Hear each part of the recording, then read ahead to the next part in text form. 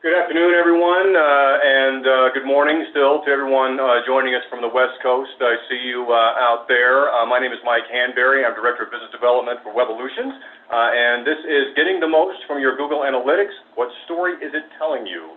We're going to be talking about today. This is an hour-long webinar. We will conclude a bit early, and in all probability, that'll be my goal. We kind of have to do that today. We have a lot of information, and I hope that you find it very valuable. Before we get started with the program here, or with our webinar content, we have a little bit of an announcement, and it's one that that we might have been behind on, but there are 13,000 or so websites that are built on a platform called Adobe Business Catalyst. It is a content management platform. Many of you, I know, don't think about what platform your website's on. You may be running Business Catalyst. Now's the time to find out, because Adobe is ending support for the product. We have a plan to help people with that, and we will share that information. We always send a follow-up email following these webinars with a link to the webinar recording, of course, and links to our previous webinars, and some other things. This will be one of the other things. There's some information that we include about that. But by March 26, 2021, all the data is going away. Adobe's not supporting it anymore. The sooner that you act, the better. The time to start addressing that, y'all, is now in Q3, Q4 of 2019, so you can have the website that you envision, that you can have the website that you want, and the web presence that you want, and so forth.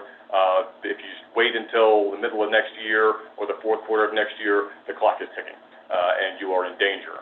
Don't put yourself in that situation, y'all. And if you have any questions about that, please give me a call. Is it a big development in the industry? Seismically, no. Okay, but if you have an Adobe Business Catalyst website, it is rather significant for you. That's enough about that. We will not take questions about that during the webinar today, but I'm more than happy to talk to anybody offline. Today is about Google Analytics and the story that data is telling you, and how to use that information. We are going to talk about these things. Basic Google Analytics data. We have a number of people on the webinar, which tells me that we are speaking to people at different levels of acumen. Some of you, I'm sure, are wonks. You may know more about the nuts and bolts of this than I do. It's quite possible. A lot of the content that I have, I got from interviewing our digital marketing, our digital advertising specialist, who is the savant on all of this, and it was a spirited discussion between the two of us. So I don't have all the answers, but I get them, and you may know more than I do. But we need to start along a baseline so we'll define some terms, and a lot of you, I think, will hear that and say, okay, I got what I came for, and I hope you'll stick around after you got that, because we have a lot of really good information to convey.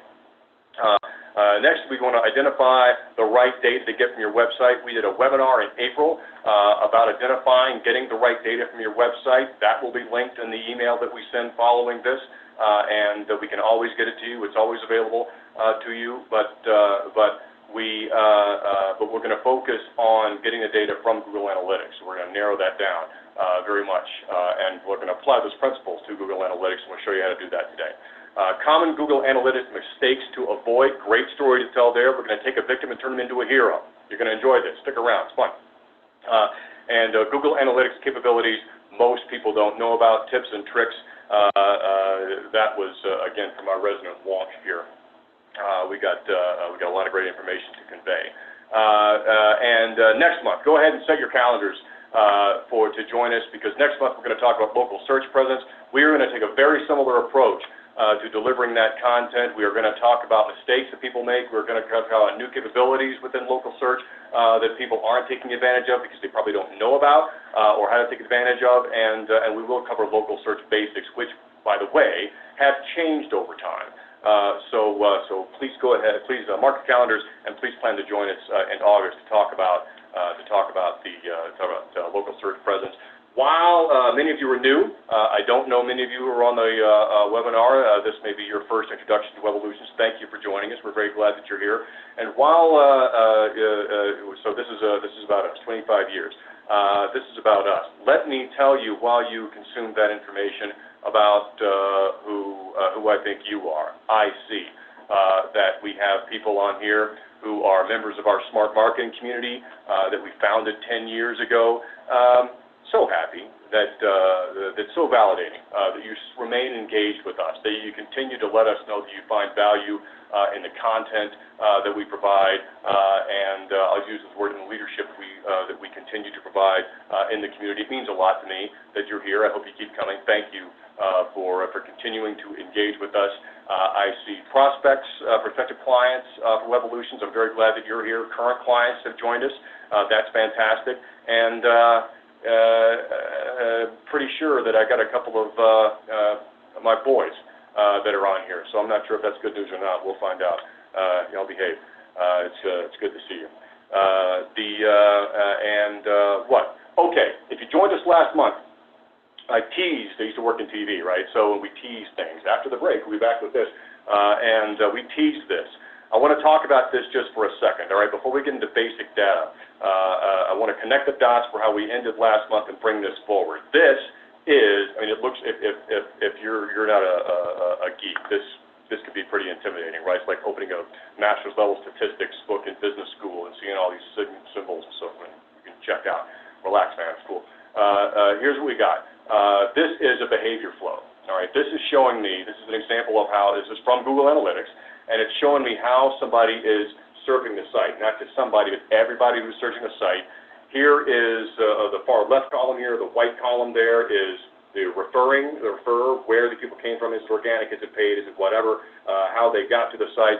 Starting pages there, that second column, the big green boxes, so we might call an entrance page. We'll talk more about those and how you get that data and how you use it to pull yourself forward to help your business. And then what do people do after they land on the page? Do they go away, or do they move into the content? What we can do with this is, do they move deeper into the site? Do they move closer to a conversion? Do they move closer to engaging directly with us, closer to a sale, or to getting the information that we want to, whatever your goals are? We'll talk about that too. Here's their first interaction, their second interaction, their third interaction. When we build new websites and when we advise on website conversion, when we construct website content plans, this is one of the first places we go. Why? Because if there's an information flow that's working, let's keep it. All right? We don't want to throw the baby out with the bathwater. You don't have to build everything new. You only need to rebuild the stuff that isn't working. And this will also tell us what isn't working, right? If we're trying to get people to, or people are trying to get to this content, or we want people to get here and they're not getting here, we can change the information flow. Okay? And this is what tells us how to do that. There's really no guesswork involved. So thank you for letting me bridge that, connect those dots. Here's about me. And let me tell you who I think you are while you read that slide. I think you're business people, okay, or I think you're organizational leaders. I know we have some nonprofit leaders with us today, and thank you for the work that you do. I think that you are here because you need to improve your performance, because you are accountable and you are responsible for the results of your company, and I want to help you. All right, that's what we do. Our purpose here is to empower passionate people to thrive. I think you're a passionate person, and you're in the right place. Okay, you're in the right place. You're in good hands. It's a safe place. Let's talk.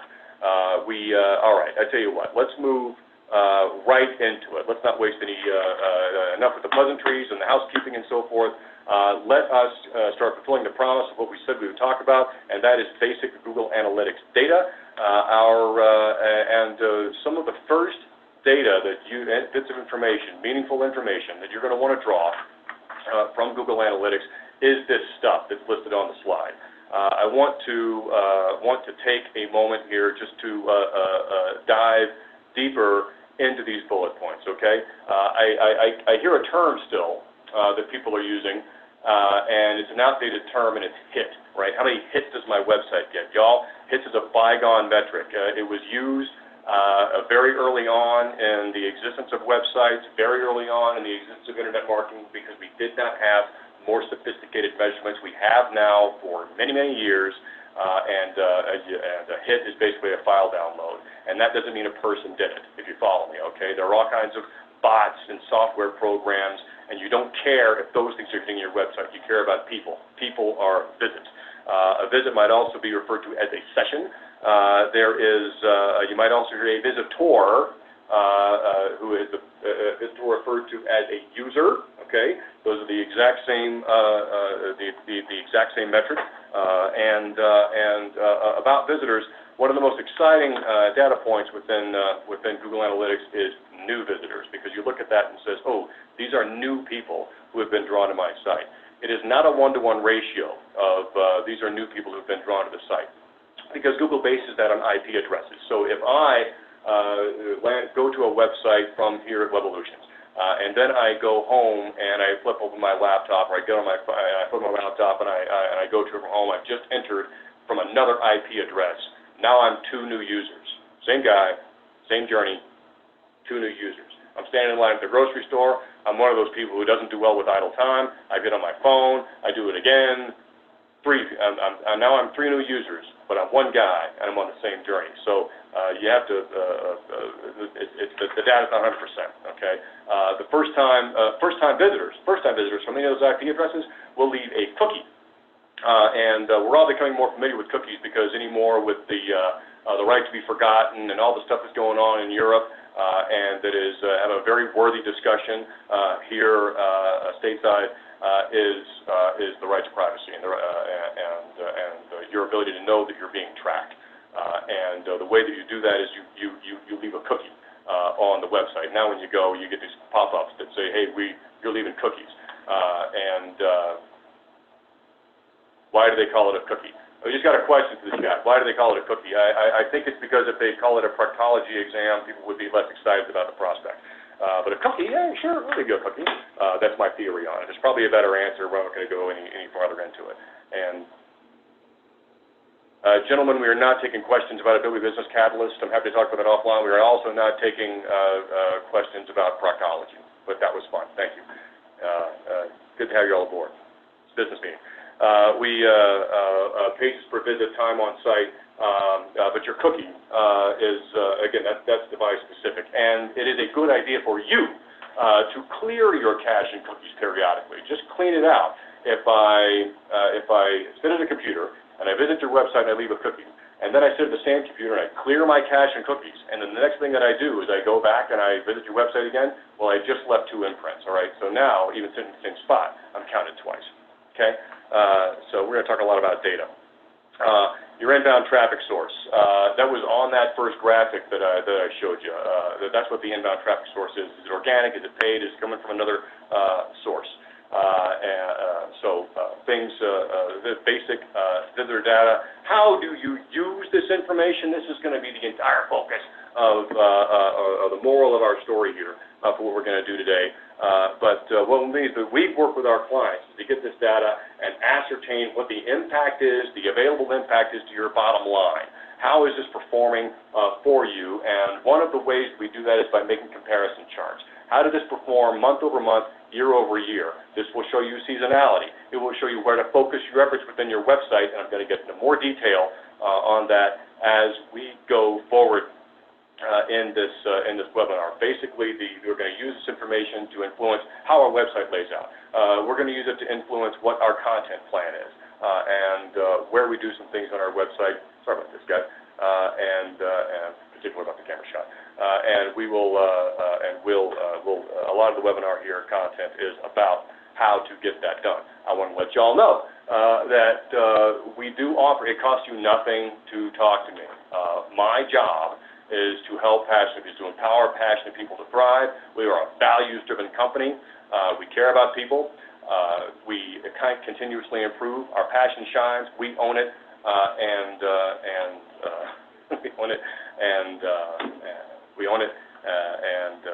we win together. I'm big on winning. I don't know why I had a little cranial flatulence there, but look, as long as I'm doing something that is in line with those values, I can do it, all right? And if helping you is the way, having a conversation is the way that I can help you, y'all call me and let me know how I can help. If it's any of this stuff that we're talking about, you got any questions, and I'll queue some of those up for you probably as we go through. This is always available to you, and it doesn't have to be a website analysis, by the way. It can be whatever we can do to help you move forward.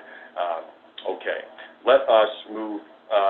We'll get some more questions in here. So before we move into identifying the right data, let me take this question that just came in. This is great. does Google Analytics tell me what keywords are driving my organic traffic? This is a good question, and the answer is a soft no, not really. Okay. Here's the deal. Once upon a time, Google did. It just opened the kimono and said, "Here's all your traffic." And then about 6, 7 years ago, it stopped doing that. You can get close to it. All right. So you can get fairly close. And for many of us, for any of you, probably not Webolutions Digital Marketing Agency, but for many of you, fairly close might be good enough. And here's how you get fairly close. You can know what your referral source is, where the traffic is coming from, how the inbound traffic is reaching your site, and you'll know what the entrance pages are.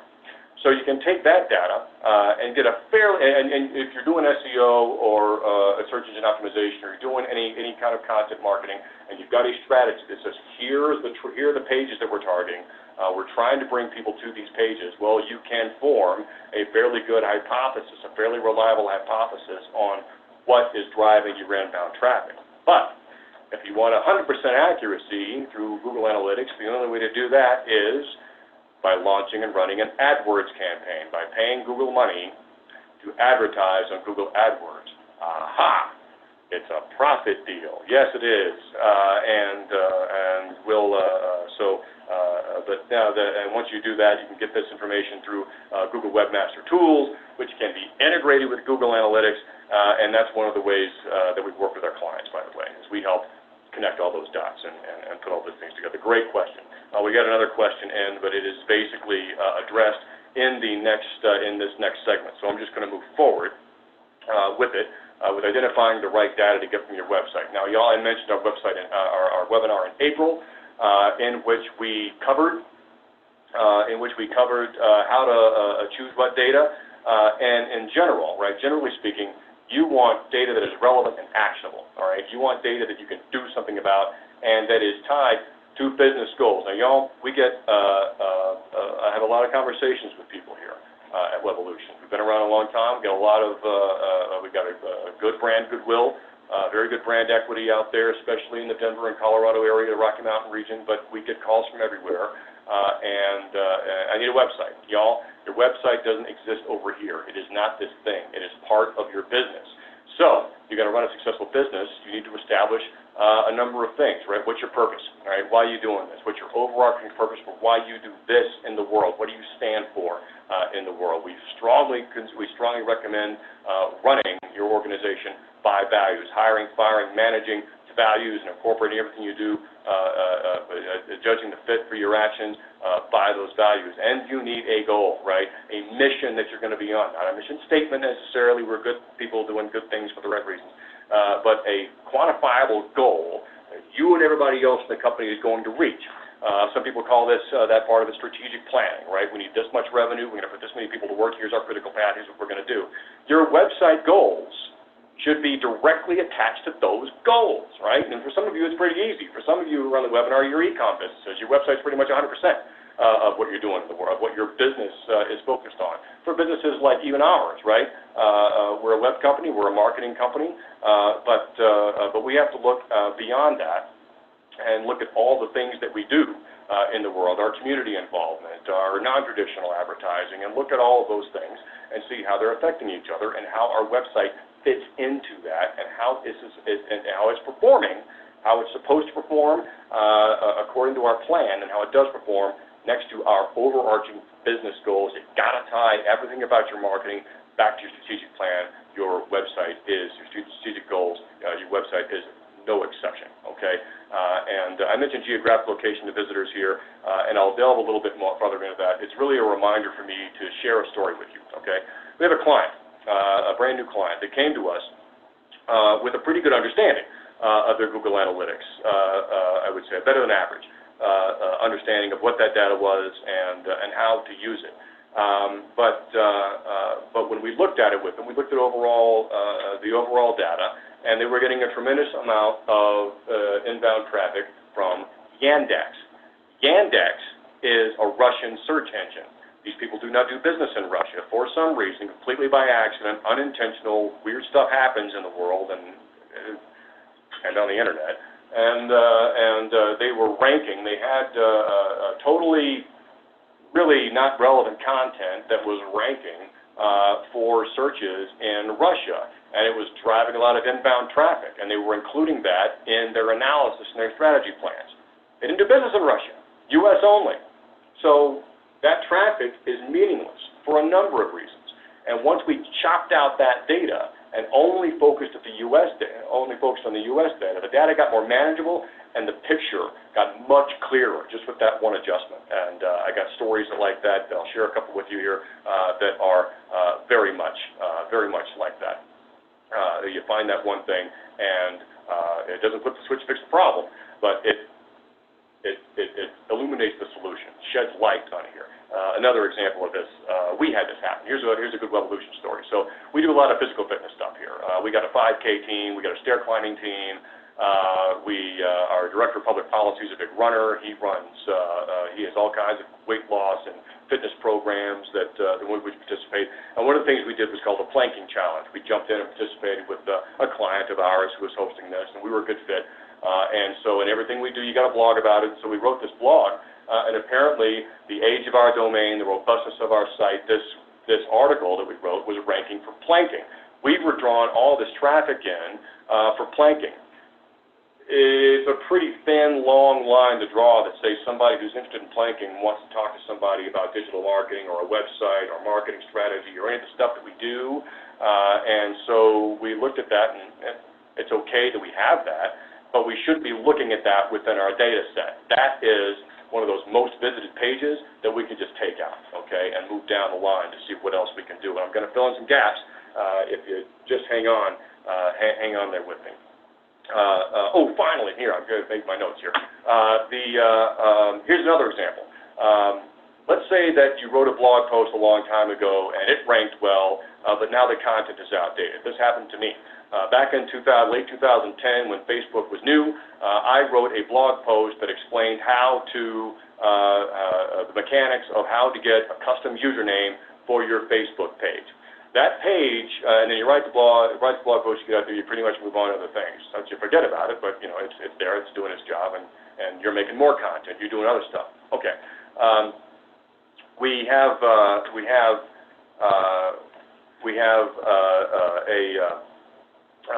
this blog post, and it's got good information, it's ranking, but then the rules change. Facebook changes the way that they do things, and the stuff that we said in there, well, those mechanics aren't good anymore. Now when somebody comes to that page, they probably don't notice that it's 10 years old. They just say, oh, well, this is wrong, right? I put this and this wrong. So so you can either take that page down, but it's relevant and it's ranking.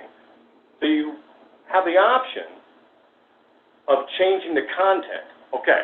So you can go in and log into your website and you change the content. There's a bit of a formula to do that. If you just go in and rewrite the content, you risk losing your ranking because Google is ranking that partly because of how you structured the content. There's something you did right in there, and so there's a formula to do that. It has to do with keyword density and links inbound and outbound and the header tags and so forth. And I'm not going to go into more detail on that, but that is one of those things that Google Analytics is telling you that this page is ranking. You might want to, it's been there for a while, you might want to look at that content and make a decision on what you want to do with that page if it needs to be refreshed. Y'all, I'm going to take a chance here, and I'm going to fire off a poll, and I'm going to ask you this question. This is really for y'all more so than me. I want to, as we move through this, I want you to ask yourself, how are you currently using Google Analytics? And one of these four statements whichever one of them most closely applies to you, okay, would be how I would suggest coming at this. And it doesn't matter where you are on the spectrum. If we have time and I think about it, we'll come back to it a little bit later and I'll show you the results. I will go ahead and tell you that that we lost our Google Analytics login. This happens so often. We hear this all the time, not all the time, but it happens more often than you might think. and we help people with this. So contact me directly, send me a chat message. We can hook up offline.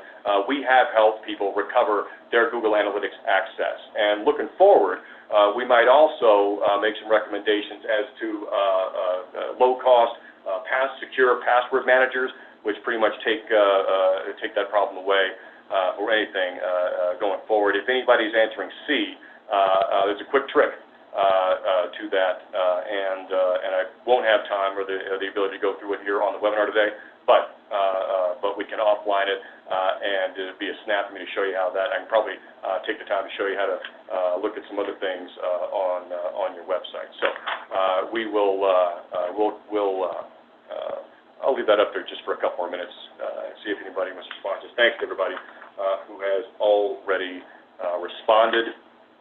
And while you're doing that, I'll go ahead and take one of these questions that came in. How can I know if my Google Analytics code is installed correctly? Yep, I'll go ahead and answer that. There are a few ways. One of them, later on here, shortly, we're going to talk about the part about the stuff that you probably don't know. Stuff that, tips and tricks that you may not know about within Google Analytics. One of those is Google Tag Assistant, okay? And that's one of those that is on the periphery of my understanding. I'm just going to go ahead and admit that to you. But there's a Chrome plugin called Google Tag Assistant, and one of the things that it can do is advise you as to if Google Analytics is installed on your website and if it's installed correctly. Correctly being a relative term. You can search the code if you know how to do that, and that's the thing that I can sort of show you offline. And if you were looking at your analytics, and you are seeing here's one of the indicators. If you are seeing a page or pages on which you are experiencing a near zero bounce rate, you probably have Google Analytics installed incorrectly. All right, it's probably not tracking correctly on that page because a 0% bounce rate is probably not what's actually going on there, okay? So thank you all for bearing with me there while I get my notes in order, and I tell you what we'll go ahead and do is I'll share the results. Here's 57% of you have Google Analytics installed on your website, but not regularly analyzing it. I certainly hope that the information we're sharing today will change that habit, okay? And you're probably not doing it because there's no end game, right? I'm hoping to fill in some blanks for you today. There are a couple people that we can help with recovering your Google Analytics login. Call me offline, and we'll talk about that. And a smaller percentage of you that do not have Google Analytics installed on your website. I'm glad you know that, and hopefully this will give you some ideas as to why you'd want it and what to do. So thank you. Thank you for that. That was fun. I'd like to say that I'm sophisticated enough and have the bandwidth to take the information that it gave me and market it right to you, but the sales department here is 5'9", 175, and sips IPAs in his spare time. So there's maybe someday I'll be able to do the Google thing and the Facebook thing and know you better than you do. But that was really, I hope you use that in the way that it was intended, and that is for you. Okay. Let us move forward with our content. We've got a little while here to go. And, okay, so I kind of stopped in the middle there, pardon me. We got, one of the things with identifying the right data is the right data has to include how well your website is converting your visitors, right? You do all this stuff, advertising, networking, search engine optimization, content creation. You do all this stuff to pull people to the website. Now, how is the website converting? And one of the things you do that is with conversion funnels. What's a conversion funnel? Okay, so a whole conversion funnel would be an example, right? I run an ad or I have SEO, which takes you to a link. That link drives you to a page on my website. The page on the website wants you to do something. It feeds you information, and it expects a behavior. It expects you to click a call to action, or to complete a form, or to pick up the phone, or do something. That's a conversion, okay? And that is a very oversimplified, rudimentary example of what a conversion funnel is, and I'll see a lot of you already know that. So some of you learned it at DU. So you construct, well, where do you construct conversion funnels, okay? Are you going to do this on every single page of your website? Probably not, because that's not measurable, and it's not a good website experience for your visitor, and for a number of other reasons, and you don't want to get too spread out. Where do you focus your efforts? Well, how about on the entrance pages? Remember that first gobbledygook, that big graph I showed you? How about on those entrance pages, right, where people are landing most often? And how about the pages that are most visited, right? And there are some other things, right? The ones that are high margin for us, the ones that are the sources of business that are high conversion, and a number of other things that are more business acumen than digital acumen, if you will. But that's where to start, okay? And I want to talk a little bit about where to place those conversion funnels, those call to actions, where to focus those efforts to convert more people and drive more leads and sales and revenue for your business. And then direct and indirect calls to action. A direct call to action is, I'm ready to talk to Mike right now. An indirect call to action is, I'm still in the consideration phase. I don't know if I'm going to do this myself. I don't know if I'm going to contract with a company. If I contracted with a company, I'm still putting together what that company looks like. So there's all these places along the buyer's journey, and somewhere 80% or more are going to be in the mindset that they're not ready to talk to you just yet. They might need more information. They need more about you. They haven't arrived at that point in the journey yet. So you got to help along, and you need to give them an opportunity and a reason to further engage with you down the road. And the simplest example of this is, and maybe you do webinars, and maybe you create an ebook, and maybe right next to your call to action that says talk to an expert right now, maybe you put a call to action next to it that says, or download this ebook. Okay? This is a direct call to action. This is an indirect call to action. This puts somebody directly in touch with you, and this is great. This is also good because it's speaking to the vast majority of people who are not there yet, and maybe they can't afford you, and maybe they want to be a part of your community, but they don't want to give you any money. That has to be okay because that can be your referral base, and that can be a number of other things, and it can help your brand goodwill and so forth. There's a lot of reasons to do those indirect calls to action. And Google Analytics can help you understand where they need to go and what they need to say. Okay, very good. Thank you for that. And how you use this information. I think I just went through this, but I also want to talk here. I use the time on this slide to talk about testing. All right, an A/B test with that big obnoxious graphic over there on the right is one thing versus another, right? And the way that I explain it to people is that the blue button performed better than the red button. There are programs, Google's got one called Google Optimize. And what these programs can do is, some of you may have used a program in the past called Optimizely, or that still may be out there. We used to use it. We've moved to a different tool set. But WordPress has lots of these things, plugins, which help you do that. An A/B test can be conducted quickly and efficiently or over time. Over time, the information decays, right? The way if you want to try an A/B test and you're bootstrapping it and you're low budget, you're doing this yourself, that kind of thing, and your options are limited just by logistics and reality. An A/B test can be, here's the page, and this is what's on the page, and we're going to run the page, and we're going to watch our metrics and all of that stuff that Mike gave us, talked to us about, and we're going to watch that for a period of 3 months, 6 months, a year, whatever, okay, until we get statistically significant data. What is statistically significant data? If you want a number on that, let's say 1,000 page views, all right? We're going to talk about mistakes a little bit, mistakes to avoid, and I'll go ahead and give you one of them. One of them is overvaluing information from too small a data set, okay? You need numbers in order to draw a conclusion, and if you're looking for a number, you need 1,000 page views. So here's our page. It's constructed like this. Our content is here. Our call to action is there. Our video is placed here, whatever. So this is our page, and we're going to watch how that works. And then once we get 1,000 page views, we're going to change the page.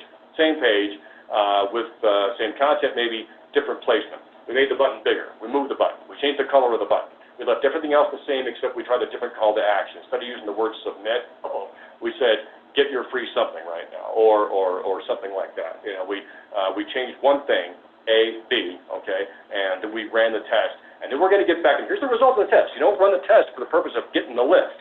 You run the test to learn something, to okay? And then you've got information that you can look at and analyze and interpret and form your strategy going forward. So there's a step in there to make sure, and this is the way we work. We help clients with this all the time. If it ever gets overwhelming, you ever need anything, you need to call us, okay? We help passionate people thrive. That's what we do. You're a passionate person. It's our job to help you thrive. Okay, I hope that was helpful. We're going to move on. Here we go. And I promised we'd talk about Google Analytics mistakes to avoid, and so we shall. We're timing that about right here, y'all. I'm kind of excited about this. Okay. Mistakes to avoid. We're going to tell a story here, right? And I love the guy here on our right. You know who this guy is? This is you.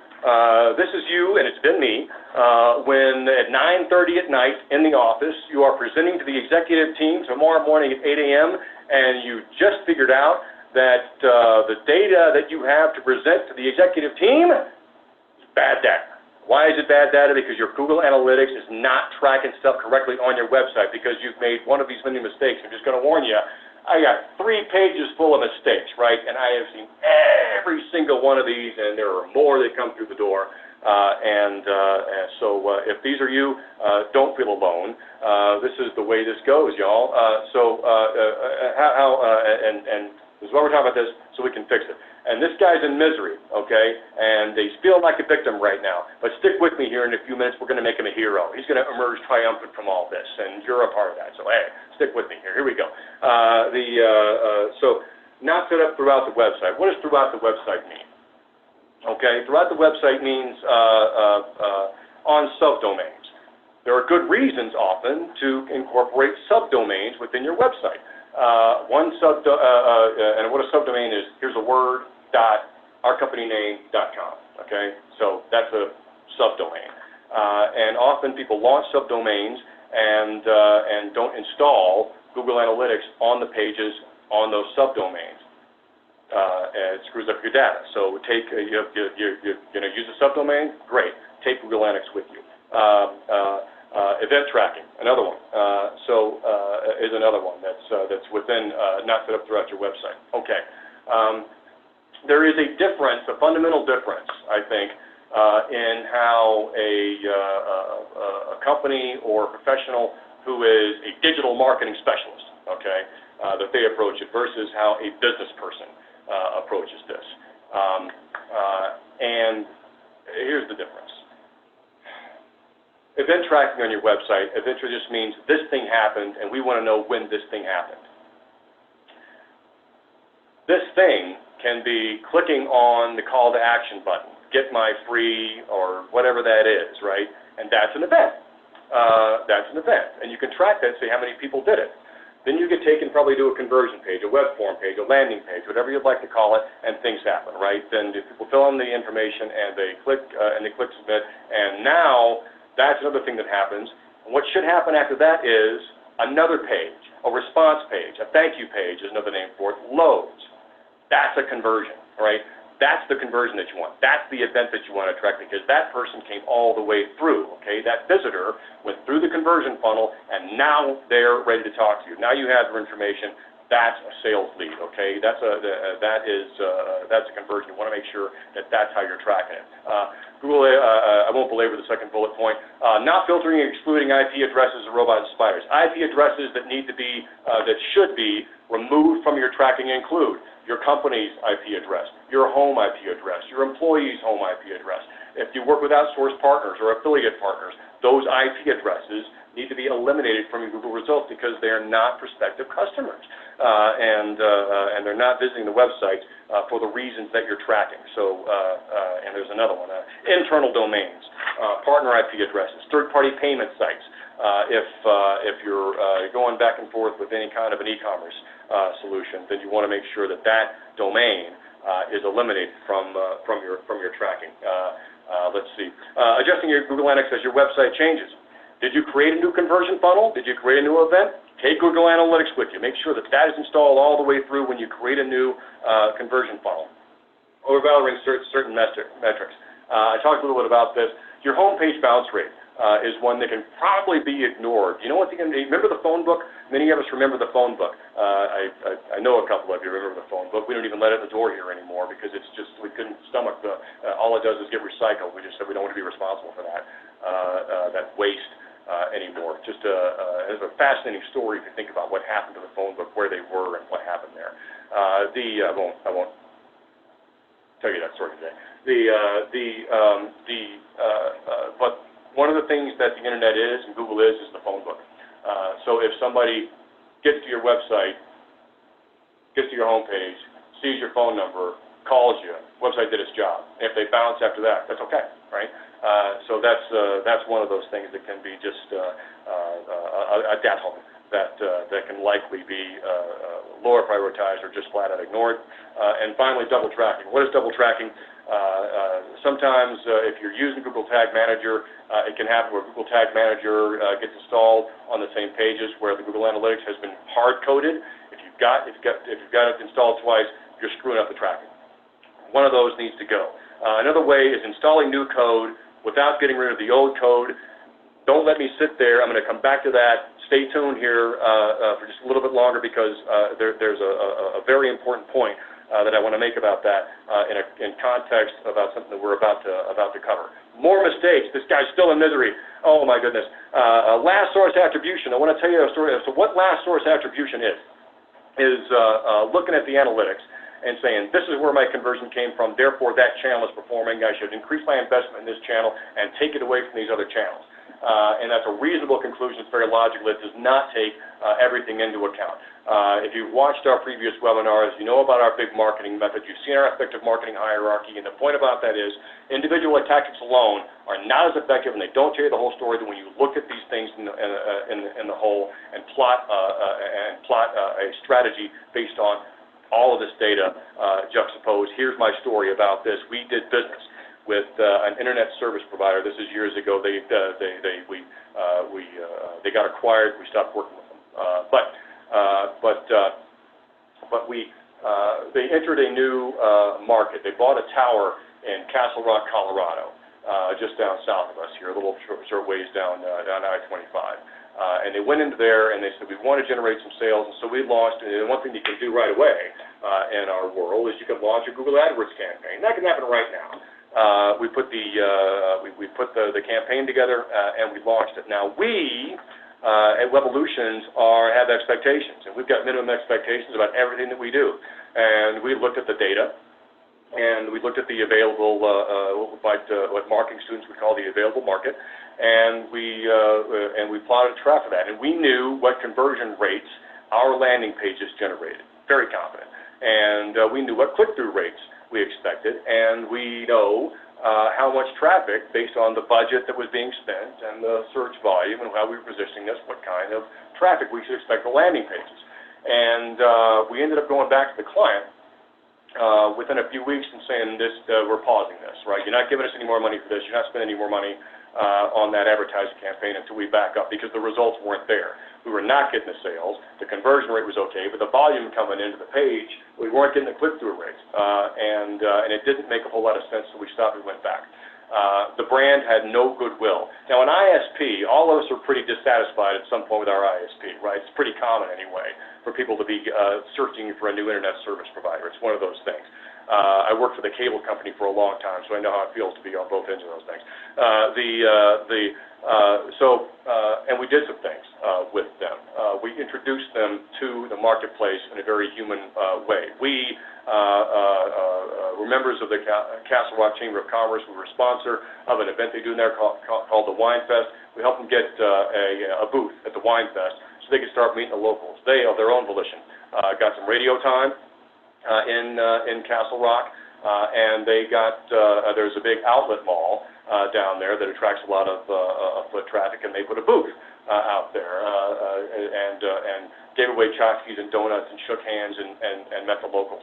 And they did all these things. They did some partnering with local businesses to get their name out there, and after about 60 days, we had an Everydoor direct mail campaign ready to launch. Well, just ahead of the launch of that Everydoor direct mail campaign, after all this stuff had been done, we turned the pay-per-click, the AdWords campaign back on. We didn't make any changes to it.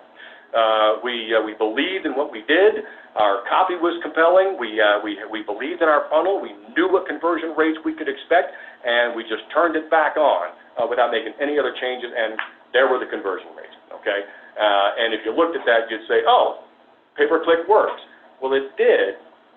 And the Everywhere Direct Mail campaign, by the way, did what it was supposed to do. It got about a 1% conversion rate. That's what you'd expect. Those are pretty inexpensive. They were still right side up on that tactic. But we could not, so pay-per-click by itself, it didn't really produce the results.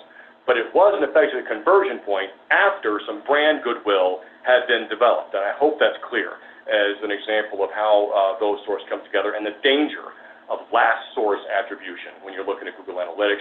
Other things, and some of you say you're not doing this, or not really reviewing the data, not challenging the data. What is this actually telling us? What's behind the data? Not acting on the data, and acting on data is not impactful. I won't belabor those points. This is the final slide. We've got to look at this guy in his misery, I promise. AdWords and Search Console, this didn't come from me. This came from the walk.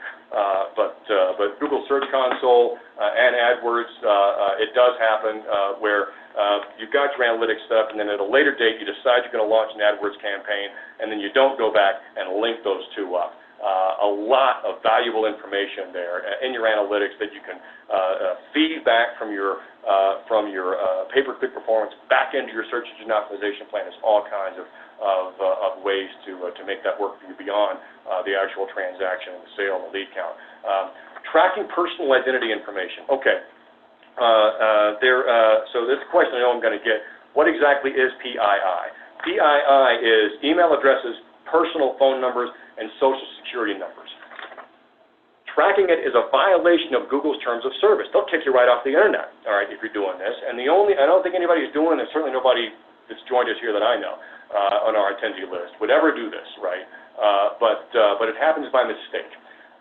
There is a clear way that this happens by mistake. We've seen it happen. We've remedied it, but I don't have the time or, quite frankly, the skill set to do an effective job of showing you how the mistake happens. But it can happen. Don't do it. It's a high risk error that you're making. Okay, this is the other point that I said I was going to show my glasses at you. When I said earlier about one of the mistakes is double tracking, installing new code without getting rid of new code. This last bullet point here, people launch a new website and then they leave their old Google Analytics account over here and they create a new Google Analytics account for the new website. Don't do that.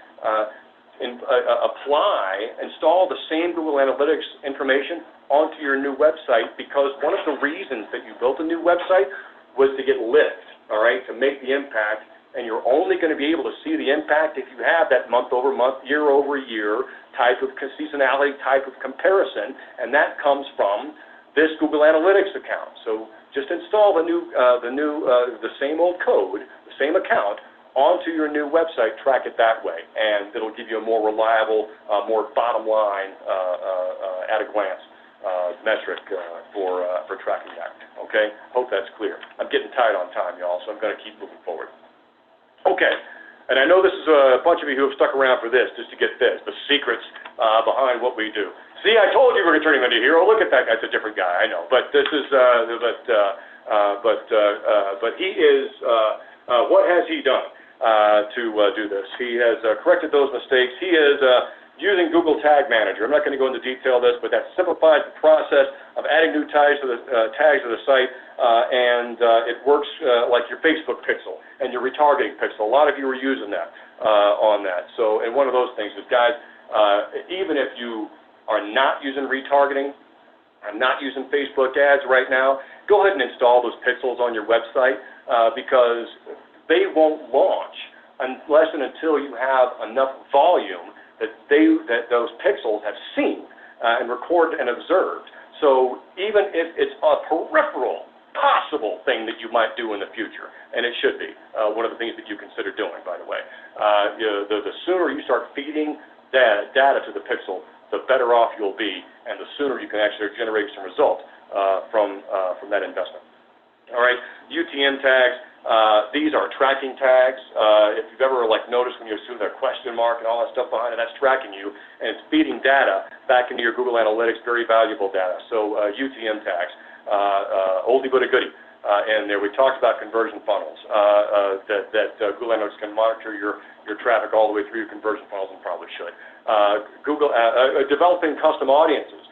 One of the interfaces with AdWords, if we have this information, we can dial it right in. We want to have people who are in the top 1% of income within this generated market area. The way that we get down to that nitty-gritty, that level of detail, is by building custom audiences through Google Analytics and linking them with your AdWords. Google Data Studio is a tool that we are using to create easier to interpret reports for people, and it allows you to combine data from multiple sources, like your advertising on Facebook with the conversions on your website. That might be information that you need. Here is some more different views: master view, sandbox view, and raw data view. Where you work from, where you try new implementations to see what they work, and your untouched raw data view, where all the raw data lives, to keep a fresh copy just in case. And annotations. What's an annotation? It's a note that gets made in Google Analytics when you made a major change to your website. What's a major change that needs to be noted? Well, we launched a new ad campaign. We added a web page to a main navigation. We changed the conversion funnel. We added a new conversion funnel. We hired Webolutions to do some stuff for us. That would be an event that you'd want to record on your analytics. And if you hire us, we'll record it for you. Alerts. Alerts. You can get alerts. So if you are not getting any traffic, it means something's wrong with the Google Analytics, and it may mean something that's wrong on your website. We have alerts set up here where if any of the hundreds of websites that we host and maintain and do ongoing security updates and so forth if anything happens with anything like that, there are a whole bunch of people here who get pinged, all right, who know right away this is going on, and we jump, man. And fortunately, the systems of ounce of prevention is worth an ounce of cure. We build systems not to react, but to prevent all of that. That's what that whole system is about, so it doesn't happen very often. But you can get the alerts to know when something has gone wrong. Site search reports. Okay, so your website probably has a box up here which allows you to do a search within the site. One of the things you need to ask yourself is, why are people searching for that? Why are people using that? It's a way to go back and look at your information architecture and your user experience and plus it up and reshape it so that it's driving more conversions and it's probably a more valuable experience for your visitor. That is data that's in your Google Analytics, and a lot of people don't even think about it. Sometimes you look and you say, you'll find that people are searching for things that are not on the website. You have to ask yourself why people are doing this. Are we placed in places that are we misadvertised? Are we miscategorized? Are we doing things that's driving people to our website that we don't need to be talking to? So site search reports, very valuable information, and there's ways that you can use that back into your branding, into your messaging, into your vocabulary. Very powerful stuff that's available there, depending on how you use it and how much of it there is. And event tracking, right? And I won't go. Now, event tracking, I'll mention this. It does not track PDF clicks or video views or outbound links like the social media, but it does track a lot of very valuable available information. All right, we'll move on here. The few minutes we have left, complementary tools. We always want to leave you with something else, so Google Analytics is not all the end-all be-all. We've talked about Search Console and AdWords and how those things play together. Here's some other stuff that kind of picks up where Google Analytics leaves off. We talk about these kind of things frequently on our webinars, and they have a lot of uses and applications. One of them is heat maps. So I'm working with somebody right now who has a website that he doesn't want to touch, redesign except for the content. And one of the things I'm advising him to do is to install a heat map on his website. The design has a big header. And then his content is down here, and we're talking about optimizing the content. Well, I can look at entrance pages, and I can look at most visited pages, and I'm going to form my strategy around that to say, here's where we can make the highest impact as far as which pages we're going to work with you on to start. But I also would like to know, before I take your money to go do this, if people are actually scrolling down far enough on the page to see your words, all right, and if that's where the effort ought to be focused. And heat maps show you that. They show you how far down on the page the people are scrolling. They show you where mouse is at rest. They show you where a number of other things that you can do. Our B2B clients are now using predictive analytics. Predictive analytics tell you what companies, so doesn't work for B2C, all right? So what companies can, businesses are visiting your website and not contacting you. And the way that I use that information is to research that entity, so that when they call, when they're ready, I've had all kinds of time to get to know them, and the burden's not on them to inform me about their business. I can come to that call, to that meeting, with raw recommendations, admittedly raw initial recommendations, and take that burden off them and own own my role for them from the outset. We always talk about CRM and marketing automation, so that's plugging those two things together, very powerful. And for those of you who are new and don't follow this as frequently or as vehemently as we do, CRM, contact relationship management, and marketing automation, once the purview of the enterprise, no longer. Now is table stakes for small businesses, and probably more important for us to be using, us as small businesses, than anybody else. Marketing and sales engine, we create those that juxtapose the data. And when you look at that holistic data together, then you can tell whether or not our efforts should be focused on conversions or on drawing traffic to the website, what's going to impact our bottom line, and other things, right? Where can we, and the other stuff that's coming in. We are making websites with AI, artificial intelligence chatbots, and voice search and so forth, and all of that would integrate. Y'all am not going to have time to go through these things. I promised you early. I'm bound to close out this webinar here in the next couple of minutes. I will, I will have to apologize and take this. This is getting pretty deep into it. This is one of the reports that Google Analytics can give you, and it helps us advise you on how to advise ourselves and you on how to use this information. I packed too much into this webinar. Sorry, guys. Happy to offline this week. This could be part of our discussion. Maybe we'll bring it back in a future webinar. I do want you all to join us next month. We will not go through those things next month. We will talk about maximizing your local search presence, which for a lot of you and others in your network will be extremely valuable.